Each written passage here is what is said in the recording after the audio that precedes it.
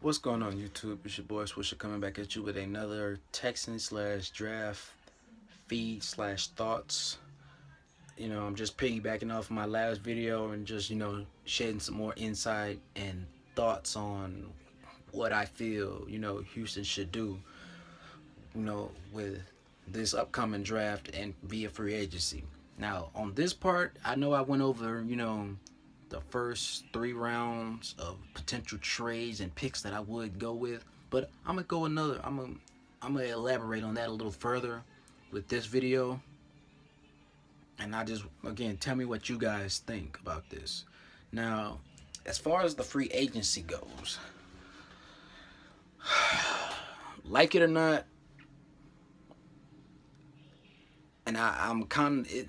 This may sound a little bit I may be kind of contradicting myself, you know, but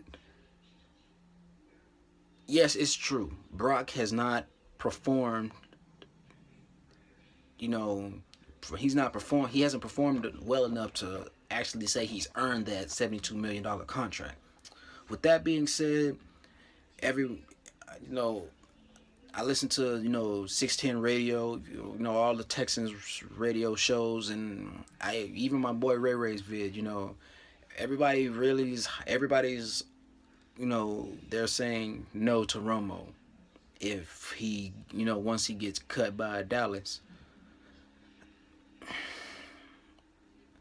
To be perfectly honest, going into next year, like I said, looking at it from a team's perspective and not just a selfish, fans perspective. If I'm Rick Smith and Bill O'Brien, I'm going to Bob McNair and I'm saying, hey, I know we signed this guy last year, but let's bring in some healthy competition. You know what I mean? Because I don't know about you guys, but as long as I've been watching football, competition has proven one thing time and time again, that competition brings out the best in everybody. It just does. You know what I'm saying? And when you bring in a quarterback like Romo, that automatically sends the message to Brock that, oh shit, I gotta play better or I'm not gonna be playing. So guess what? I can guarantee you his level of play would definitely have to pick up. You know what I mean? Now, one thing that and the reason why I brought up the whole Romo thing and the competition is because, like I said, in Houston we've never had a solid quarterback, and this year's proven that theory right again. It just is. As much as I hate to say it about a Dallas Cowgirl, Tony Romo's proven. If you go and look up who has the most fourth quarter comebacks in NFL history, Tony Romo outshines everybody. That just literally hurt my insides to say that, but it is what it is. Now, as far as these two goes, as far as quarterbacks, seeing as how neither one of these guys have actually had to compete for their starting job, I truly believe it'll bring out the best in both of them. As far as Romo goes, it'll push him to get the ball out of his hand quicker and stop taking these unnecessary hits in the pocket. That's why he's a broken toothpick, because he keeps taking hits. Or he decides he's gonna run and slides fucking awkwardly. Who does that? But in order to bring in, Tony, and this is if they brought him in, I'm going to both Brock and him, and I'm saying, look, you want a chance to win a starting job, you got to take a pay cut. Brock, if you want to remain here, you need to take a pay cut, because last year you did not earn anything, and This year, we're going to make you earn it. Plain and simple. You know, as a coach, you have to be willing to make those kind of judgment calls. And, you know, and trust me, when you make judgment calls like that, your team responds. Your team will respond. It is what it is on that shit, man. Now that I've gotten the free agency out of the way, well, you know what? Actually, one more.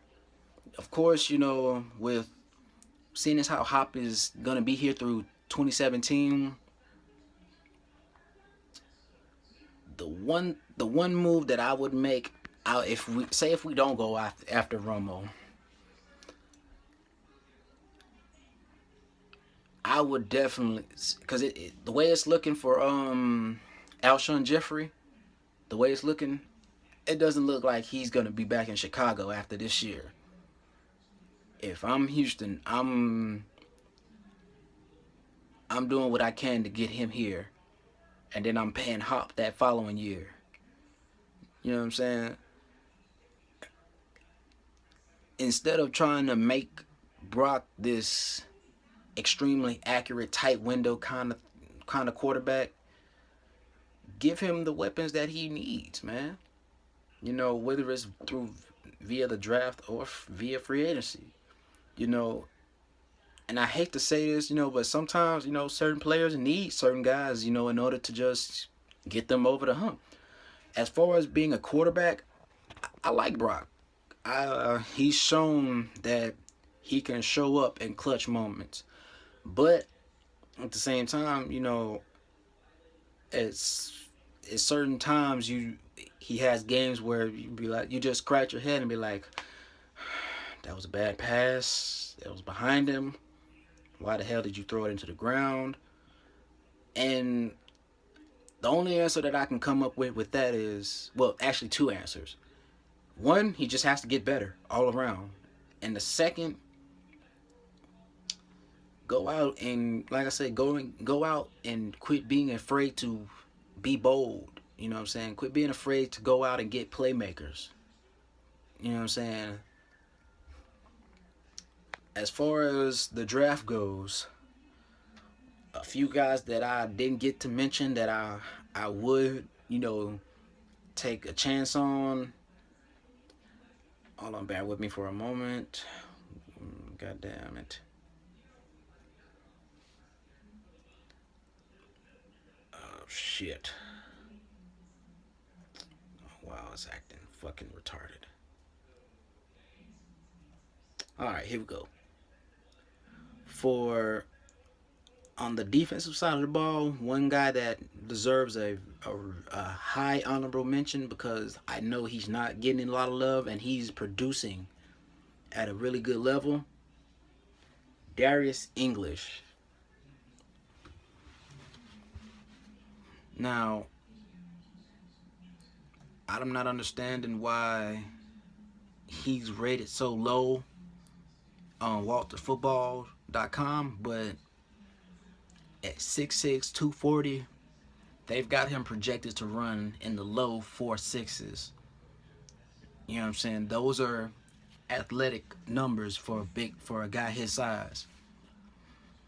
You know, and personally, guys like him, I would take that flyer and, you know, and trade up. You know, I would, you know, he would be another one of those guys that I would take a flyer on in the third round. I would give up a player, you know, I would give up a guy like, say, Devin Still, or hell, even Vince. You know what I'm saying? Because personally, I like what we have in DJ Reader. I like what we have in him. I think it's, you know, next year will be a good year for them to rely on him and allow him to elevate his game and to step up.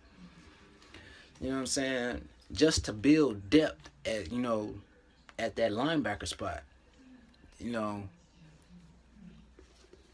Now, for a guy like English, you know, man, he would be that hybrid gadget kind of defensive player.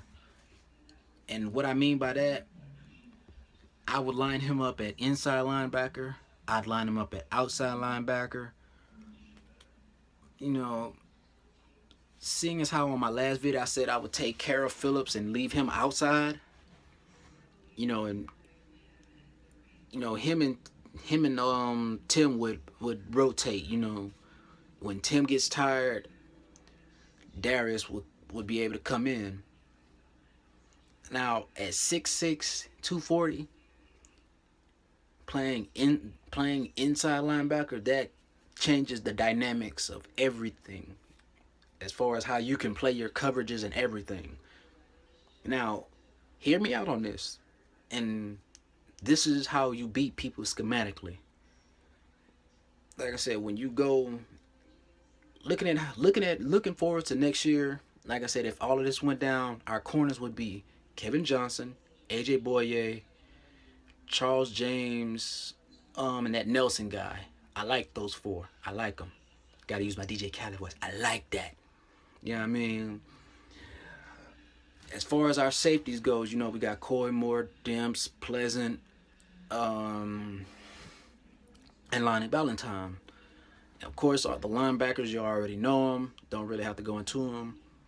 And the front, the D line, and they're still set. You know, I'd keep Clowney on the line and make him, like I said in my last vid, I'd make him gain another 15 pounds and have him jump up to 275 to 280 and let him go from there. You know, but guys like Darius English, man, like I said, and I'm gonna read you his stats for this year, and I'm looking at it from seeing as how he played at South Carolina. He's playing against upper echelon competition, so he's not a scrub. You know what I'm saying? The guy has 47 tackles, 10 and a half of them are for loss, 8 sacks, 1 pass defended, 2 forced fumbles. You know what I mean? For a guy his size, and you know what I'm saying, and can athletically run like that as a linebacker, as an inside linebacker, personally, this is my personal opinion, he projects better as an inside linebacker just off of the strength of his athletic traits. I would try at least to, you know, mold him and see if I could make him an inside linebacker. Just think about it. When you going into those cover two formations, or even if you want to go into those cover 3 and quarters formations, you know how tight of a window that would be to try to throw over this guy? Or do you want even better? When you want to combo your zone and man, I have this guy running with, you know, their best tight end. Now, he may not be the best in coverage, but hey, when you got a safety, you know, that's over the top helping him out, you know, it plays to his strengths, because now the quarterback has to make an accurate throw, and 9 times out of 10, if they don't, he's going to be able to bat the ball, and that could lead to a bunch of turnovers for us. Like I said, being able to beat people schematically. As far as a run defender goes, I really like him as a run defender because he's shown that he's not afraid to stick his nose in there and knock you the fuck out. You know what I'm saying? But I'm going on 14 minutes, man. As always, like, sub, and peace. Shout out to my boy Ray Ray. Shout out to my boy LaFlame. And my newest subscribers, Sticky.